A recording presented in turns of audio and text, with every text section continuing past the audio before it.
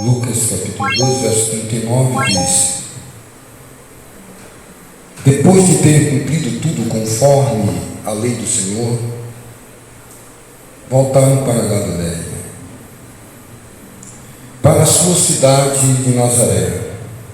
O menino crescia e se fortalecia, enchendo-se de sabedoria, e a graça de Deus estava sobre ele. Amém? Amém. Eu vou pedir que você guarde essa primeira frase desse texto,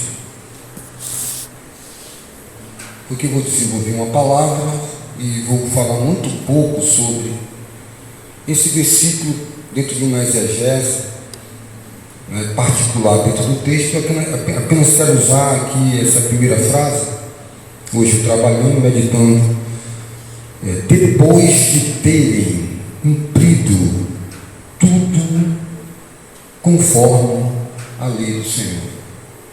Só essa primeira parte, para que a gente possa tirar daqui uma reflexão. Deus, ele não quer fazer de nós doutores da Bíblia. Não. Porque já existiu muitos doutores da lei no tempo dele. O doutor da lei sempre estava lá, questionando ao Senhor. Doutores, escribas, conhecedores. Ele até conversava aos seus 12 anos de idade, ao cumprimento da palavra, ele conversava com os sábios de sua época dentro do templo. Então, o importante não é a gente ter um conhecimento engessado das Escrituras Sagradas. As pessoas muitas vezes sentem a necessidade de fazer um estudo, fazer um curso teológico. Não tenho nada contra, mas desde quando a gente aprenda é bom. Agora, o aprender para ficar lá na estante do escritório, um conteúdo de livros, que quando alguém vai nos visitar, ao olhar os livros que você tem, se sintam, muitas vezes, não digo ameaçados, mas se sintam de uma forma a entender que você, entre aspas, pode vir a ser um intelectual, alguém conhecedor. Eu sempre tive isso quando eu chego na residência de alguém, de um amigo, de alguém, sempre tive isso. Eu sempre olhei para ver os livros, porque você conhece uma pessoa pelos livros que ela lê. O cara que só lê gibi, você já tem a mente dele, Você vai entender o grau de conhecimento que ele tem, a largueza do seu grau de entendimento pelos livros. Tem pessoas que têm muitos livros, mas baseados só em um assunto. Ele é psicólogo, ele tem só livros de psicologia.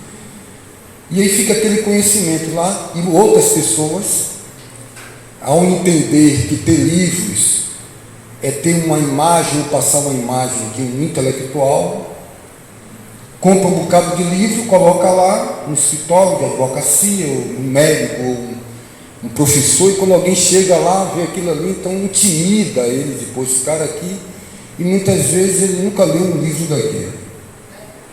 Então não é interessante a gente ter um conhecimento também, ler todos esses livros e ter um conhecimento engessado, que ele não é estendido para a praticidade da vida diária.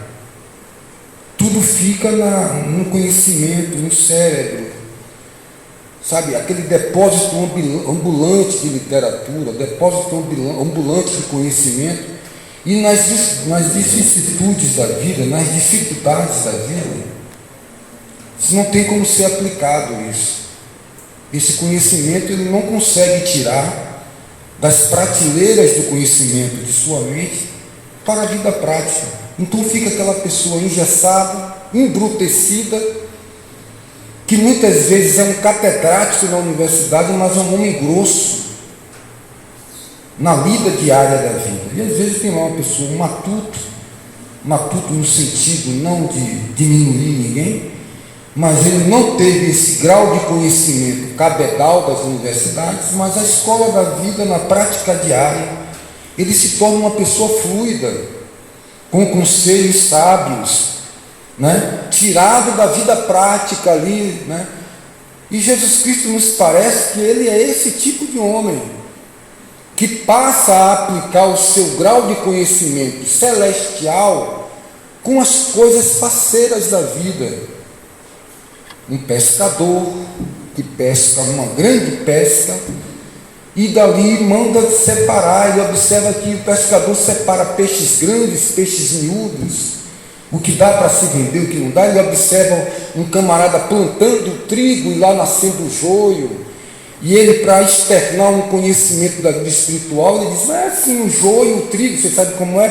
E ele passa a trazer uma didática que não fica difícil para ninguém conhecer as coisas do reino de Deus. Agora, olhe só e observe, a ponto que o Senhor Jesus Cristo chega a dizer que Deus fechou essa porta de sabedoria aos sábios e entendidos nesse mundo. Por exemplo, se você vem buscar a Jesus Cristo e você quer chegar aqui e ver uma explicação dos catetos, do quadrado da hipotenusa, se você quer algo a lá a tabela periódica, se você quer um estudo, né, extensivo, você quer algo hermenêutico, apologético, você não vai encontrar em Jesus Cristo. Você não vai encontrar nele, né, coisas de difícil compreensão, até o ponto que os próprios doutores, eles são pegos nas suas próprias astúcias. Jesus Cristo disse, o apóstolo Paulo disse que ele pegou o sábio nas suas astúcias, que tornou Deus os sábios deste mundo louco e os loucos deste mundo sábio, a ponto que quando Jesus traz essa sabedoria fluida, sabe, palpável e visível, ela não consegue penetrar nesses grandes doutores, a ponto que Nicodemos disse: mas como é isso?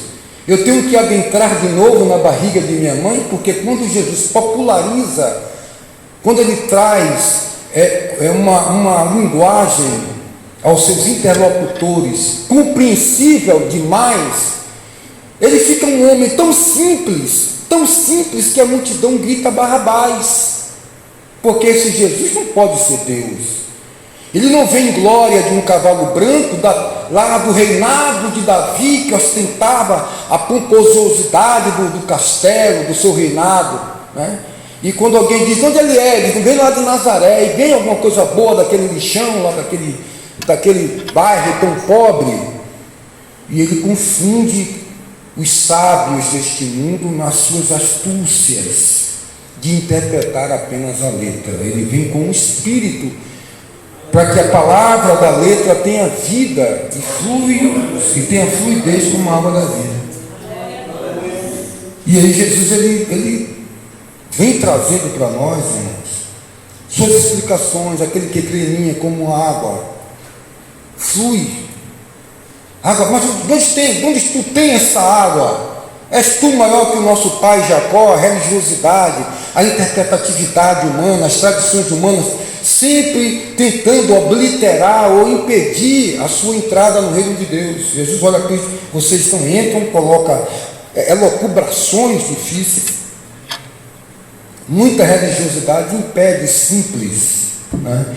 E Jesus, em um certo momento, ele diz: ó Pai, graças te dou, porque ocultastes essas coisas aos sábios e entendidos. Os sábios e entendidos deste mundo estão querendo saber como é que pode nascer de novo. E Jesus olha e diz: mas sendo tu doutor, grande teólogo, grande sábio, se eu estou tentando aqui facilitar para você, popularizando, trazendo dentro de um linguajar, dentro de uma talha, uma medida humana, você não entende? Já pensou se eu falar com você sobre as coisas do céu, na linguagem do céu? Então, não é interessante para nós, irmãos, sermos experts da Bíblia. Deus não quer nenhum expert da Bíblia, conhecedor de tudo, estudioso das Escrituras, né? Leu a Bíblia 489 vezes. Ele está nos convidando a passar por essa geração de trevas na simplicidade que fez com que ele vencesse. Jesus, ele venceu porque ele foi simples. Ele não entrou nessa proposta, nessa baila, não. Enviaram os grandes da elite para prendê-lo e voltaram de mãos vazias. Perguntaram: cadê a ordem que eu mandei vocês virem com ele amarrado, preso, maniatado? Eles: não podemos. Como não pode? Vocês são catedráticos. Eu convidei aqui soldados oficiais. Eu não chamei soldado raso. Soldado raso é soldado raso. Um coronel, um oficial, geralmente é advogado, é um doutor. Só é você observar isso na Polícia Militar do nosso estado. Um oficial é alguém letrado, graduado. Ele não chamou nenhum daqueles soldados rasos.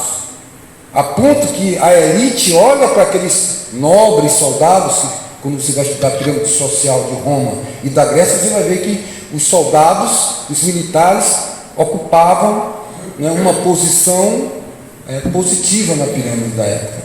E aí os doutores olham para eles e dizem: vocês também estão feitos a esta ralé, esses pobres da favela que seguem esse homem?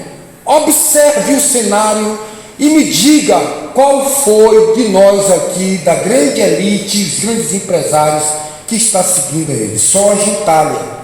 E aqueles soldados de alto escalão olham para aquela turba de doutores e dizem: nós jamais ouvimos um homem falar como esse homem. Então Jesus não vem com essa linguagem de anéis no dedo, com esse brilho encantado das grandes cátedras. Ele faz as palavras que tocam o nosso coração. São as palavras verdadeiras. Bem-aventurado, né, sois vós, puros de coração, porque vereis o reino de Deus. Jesus é esse homem que as crianças correm para abraçá-lo. Jesus é esse homem que é acusado de ser amigo de publicanos e pecadores. É acusado de ser comilão e beberrão.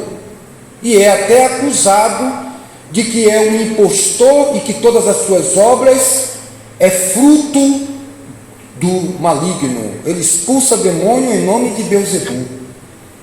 Quando você faz uma leitura da vida de Jesus, sem o véu da religião, sem o véu das interpretações humanas, você vai ver esse Jesus simples, que está dizendo: onde tiver 2 ou 3 pessoas reunidas no meu nome, eu estarei ali presente.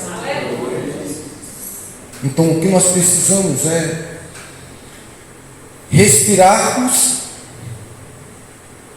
compreender a nossa posição no mundo, onde Deus te colocou, a sua realidade e por que tem vindo tantas adversidades sobre a sua vida. Você fazer uma leitura, né? Não estou dizendo aqui em termos científicos, sociológico, psicológico, né, antropológico, mas que você faça uma leitura. Sou filho de quem? Nasci em tal lugar, estou aqui nessa cidade, um pedacinho dessa crosta terrestre. O meu papel é elucidar isso aqui, e uma vida simples em Cristo. Quando nós recebemos uma proposta que se torna pesada, e muitas pessoas, ao não compreender a vida de Jesus, o que Ele tem para nós, começa a criar expectativas de algo que não é real, e que, se não sucumbir agora, já está sucumbindo, perto de sucumbir, ou sucumbirá cedo ou mais tarde, porque não quer parar para entender a medida dos talentos que Deus lhe deu. Ele tem uma medida. A um ele vai dar 10, é o que 10 suporta 10. A outros 8, 7, 6, outros 2, outros 1. Mas Ele dá talento a todos. E de forma alguma Jesus está menosprezando aquele que eu dei 10 é maior. Não, em nenhum momento. Ele disse que o que recebeu 10 talentos é maior. Não. E também o que recebeu 1 talento é menor. Tanto o que recebeu 1 talento, como o que recebeu 10 talentos, receberão os mesmos galardões. Porque não é a respeito da capacidade, é a respeito da fidelidade que você tem ao que Deus lhe deu.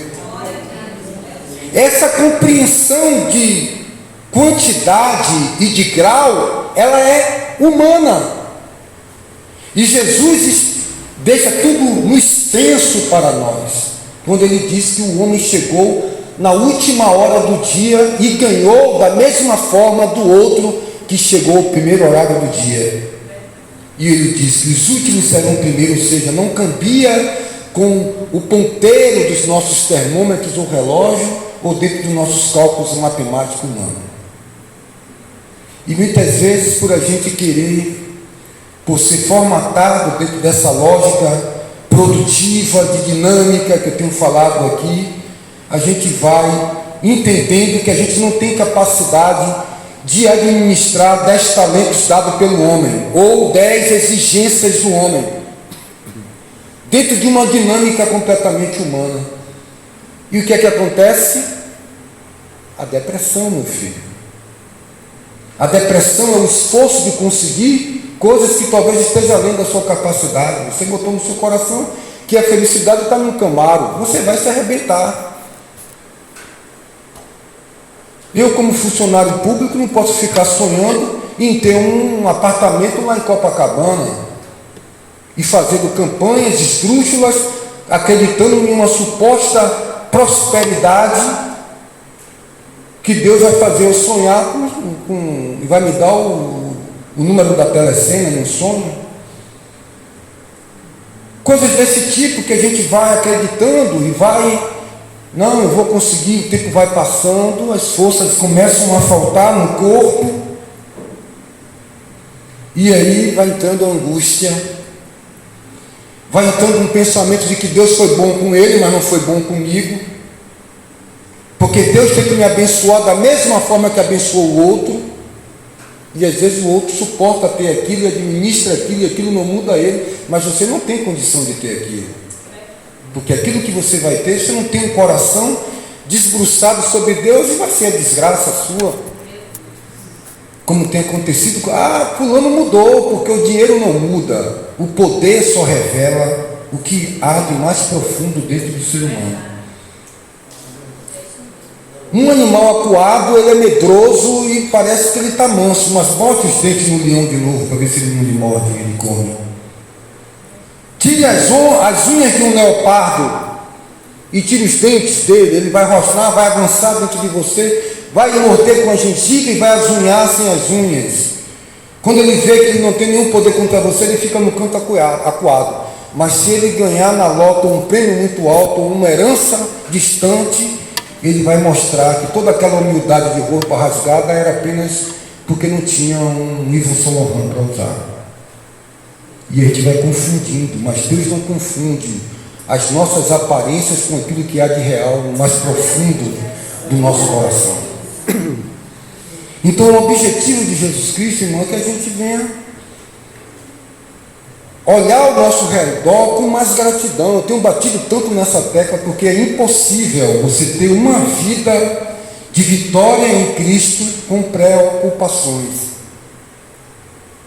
Ele está sempre dizendo, olha aí o lírio do campo, nem Salomão em sua glória se vestiu como ele. Mas o doutorzão não está entendendo isso. Você quer ser um doutorzão e não está entendendo dessa simplicidade.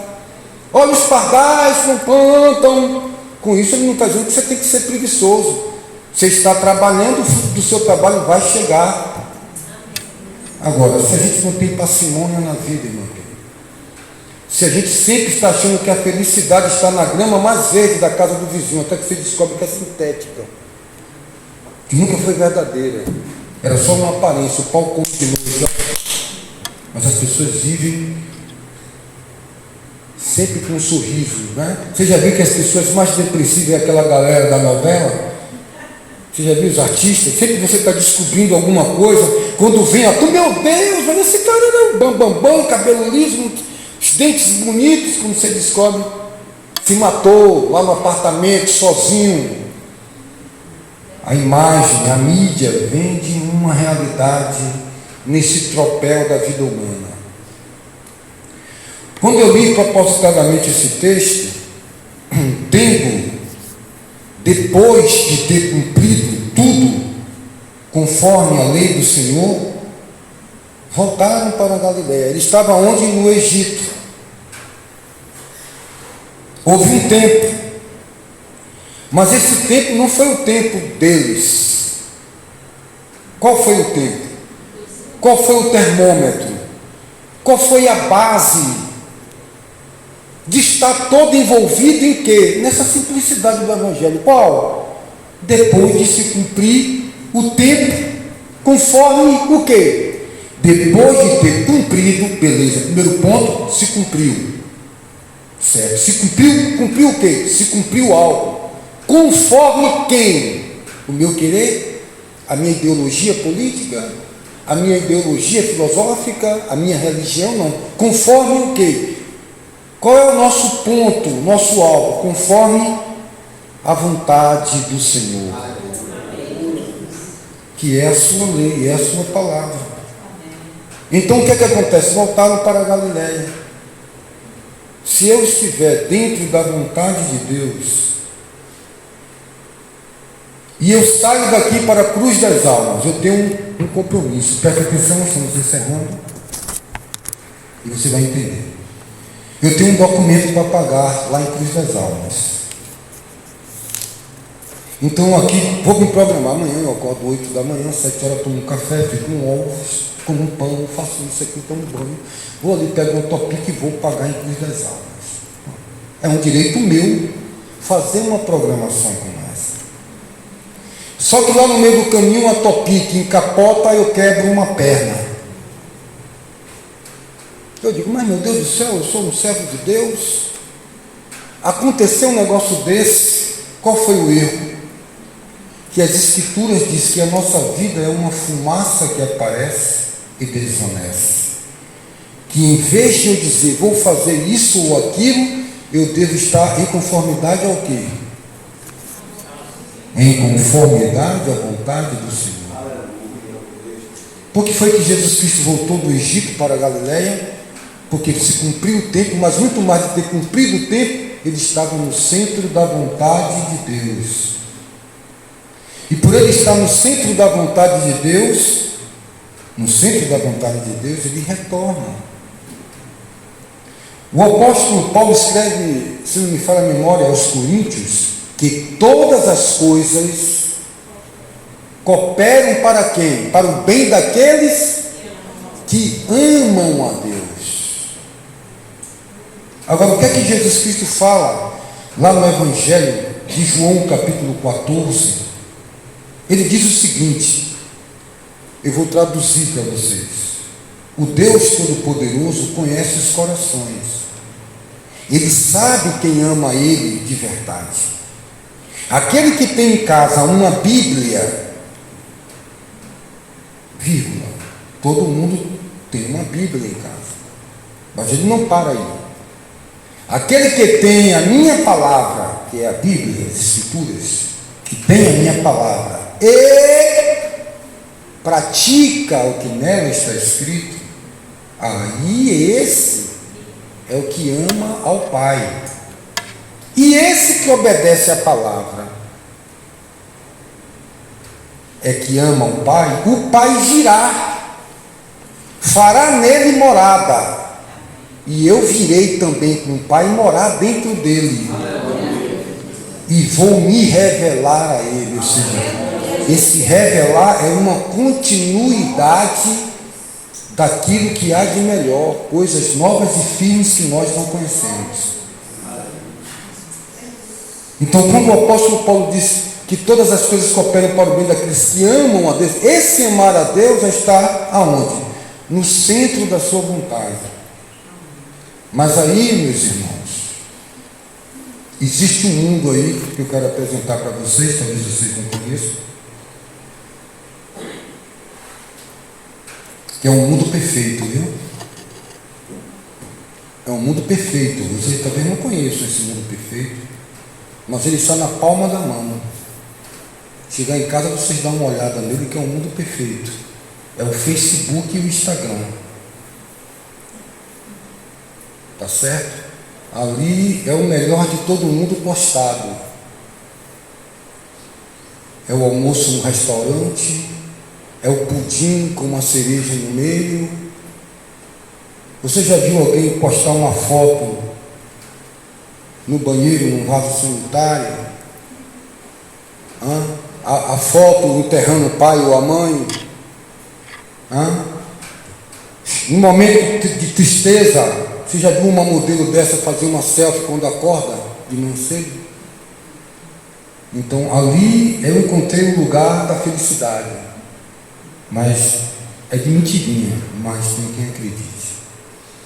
E esse modelo, esse centro de vontade, sabe, essas coisas pintadas, desenhadas e sempre cheirosas, é que começa a bater de frente com a sua vida uma realidade que você não encontra, você só encontra pulando nas telas de televisão, né? Algo sempre muito perfeito, né? A vida do outro, poxa rapaz, eu não vou conseguir, poxa camarada, mas você não sabe como é que está na casa, você não sabe como é que está por dentro, e às vezes aquilo que tudo parece ser belo tem um câncer comendo lá dentro, você desejando uma vida que não é a vida que Deus tem para você, que não pertence, você se desvaloriza, você se torna ingrato, você não para ver a composição das coisas que estão ao seu redor que Deus lhe deu, entendeu? O marido bom sempre é o marido do outro, a esposa boa sempre é a esposa do outro, o filho bom sempre é o filho do outro, o bairro bom sempre é o bairro do outro, o carro bom sempre é o carro do outro, a casa boa sempre é a casa do outro, você sempre se diminuindo, e você não vai prosperar no bom sentido, dizendo da palavra.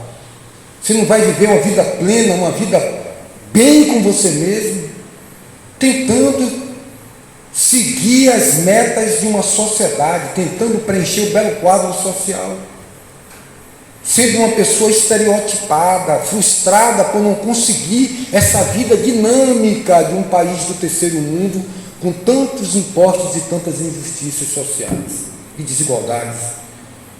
Então a melhor coisa que você faz é o quê? Entregar sua vida nos braços do Pai, compreender essa vida de um homem que teve uma missão e em momento algum ele teve fuga, em momento algum foi tentado a ser um Pilatos ou um Herodes, em momento algum cedeu a proposta da grande pirâmide lá, da elite da sua época, naquela proposta de fazer um grande jantar de gala, de convidar para ver se seduzia ele, ou até mesmo diante de Satanás no deserto, dizendo: eu vou lhe dar todos os reinos deste mundo se você prostrado me adorares. Ele estava ali entendendo, volta do Egito, quando se cumpriu o tempo conforme a vontade do seu Pai. A minha comida está em fazer a vontade do Pai. Para trás de mim, Satanás, só ao Senhor teu Deus adorarás. Aleluia. Pensou nessas pedras em pães, faça isso, faça aquilo. E Jesus, na simplicidade, pegou em facão, pegou em revólver, bota com espada na bainha, que com a espada fere e com a espada será ferido. Buscou o poder do diploma, o poder da arrogância, do poderio. Se meu reino fosse deste mundo, eu pediria agora ao Pai miríades e miríades de anjos. Mas o meu reino não é deste mundo. Mas nós queremos lambuzar Deus com a lama desse mundo. Queremos adorar a Deus e a mamão, queremos ter sucesso lá e cá. É impossível isso, se a gente não define que o nosso andar deve ser nessa simplicidade de Jesus. Se nós não compreendermos isso, nós vamos morrer na beira da praia. Qualquer momento, cedo ou mais tarde, sucumbirá essa fé que não tem como fundamento a rocha que é Jesus Cristo. Que nós possamos compreender essa simplicidade